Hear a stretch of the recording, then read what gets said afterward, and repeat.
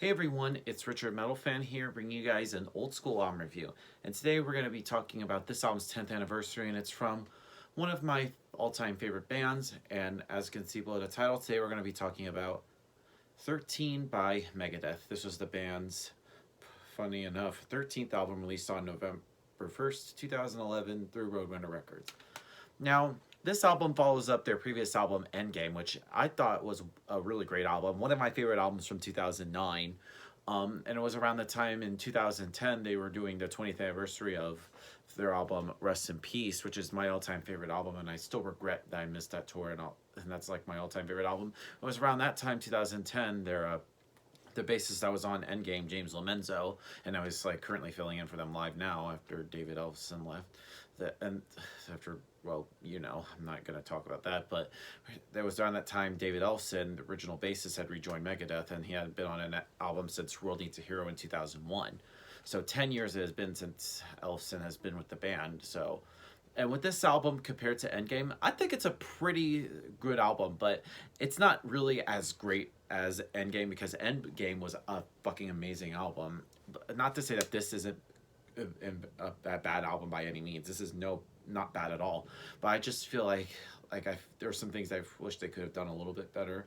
We'll just dive right into it. Production wise, produced by Johnny K, who produced like Seven Dust and Disturbed, and of course Dave Mustaine produced as well.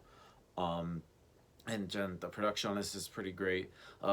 One thing to know is the vocals. Dave Mustaine, I think has a great voice. He has that hello me. It's hard to describe his voice, but that he has that voice that once you hear it, you're like, yeah, that's Megadeth. The guitar work on this album is pretty tight. Dave and of course former guitarist Chris Broderick both come up with some great leads and great riffs. And the bass on this album is pretty audible. It was good to hear David Ellefson back in the band at the time.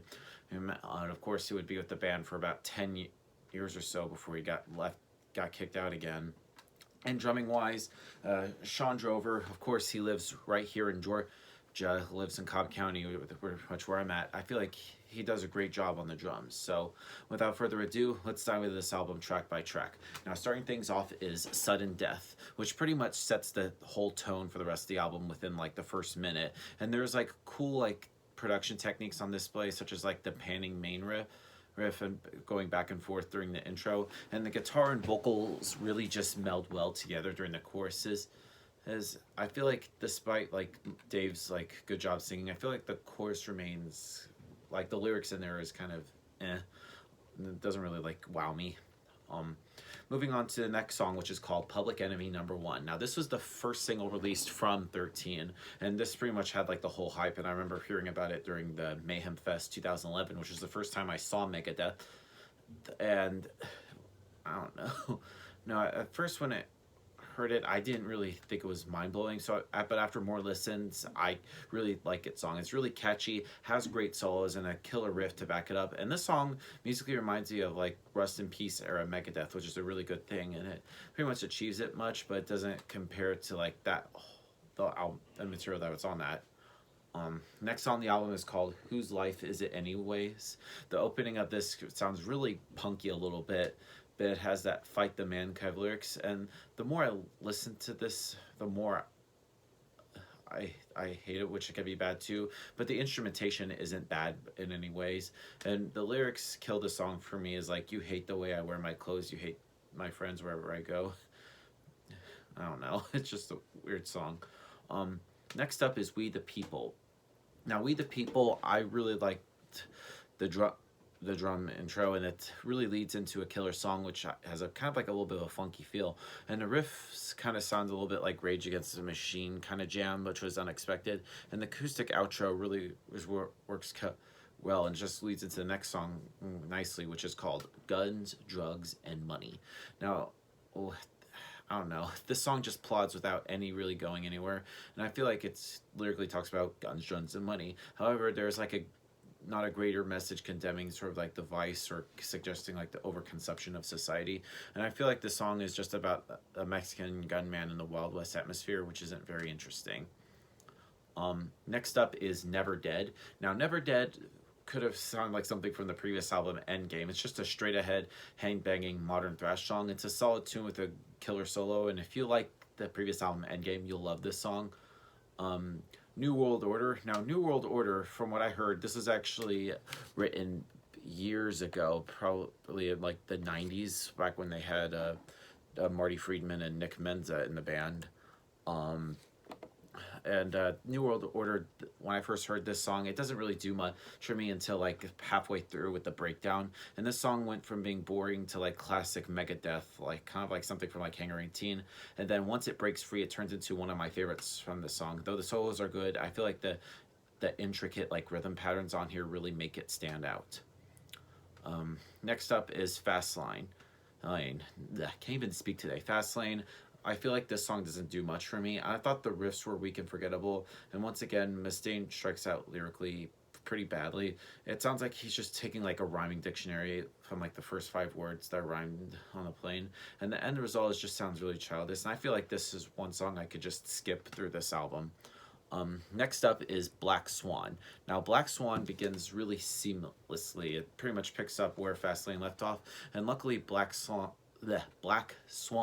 makes up the mistakes that Fastlane does, and the riff has some very momentum, and the lyrics are really strong here. And Mustaine's vocals are really catchy, and it's easy to sing along to after 1 or 2 listens.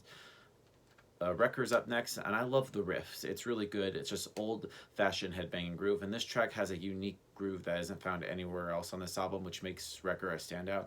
However, I feel like this song is about a home wrecker, and I don't think Dave could have picked a topic that I could relate to less.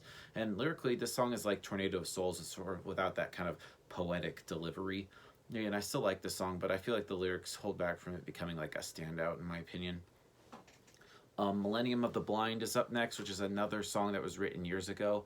And this song was open with a memorable guitar solo, and the solos throughout the song are fantastic. And I feel like Mustaine does a acceptable job here. And I really don't connect with his political sentiments, but that doesn't stop me from admiring what he has done.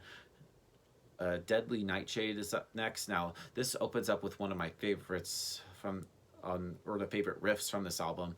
Deadly Nightshade, I feel like oozes aggression, coming in at almost 5 minutes in, and it's one of the longest tracks off of Th1rt3en, and it just never feels drawn out, and the solos here are fantastic, and the chorus gives you an excuse to try to like your best Dave Mustaine impression.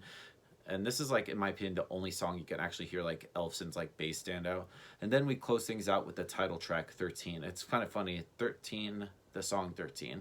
And I wasn't really expecting much from this, mostly because I thought the whole like Th1rt3en concept that sparked the album was kind of lame.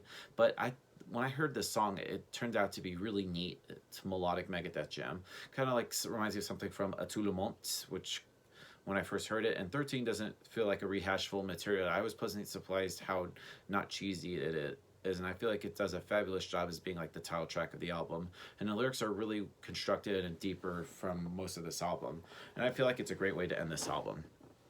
Now, overall, Th1rt3en by Megadeth, a great addition to their discography. So I had to give this album a score. I'm going to give Th1rt3en by Megadeth a solid 8 out of 10. So yeah, that's my review of the album, guys. Let me know in the comments what you guys think about it, and I'll see you all in the next video. And as always, keep it metal.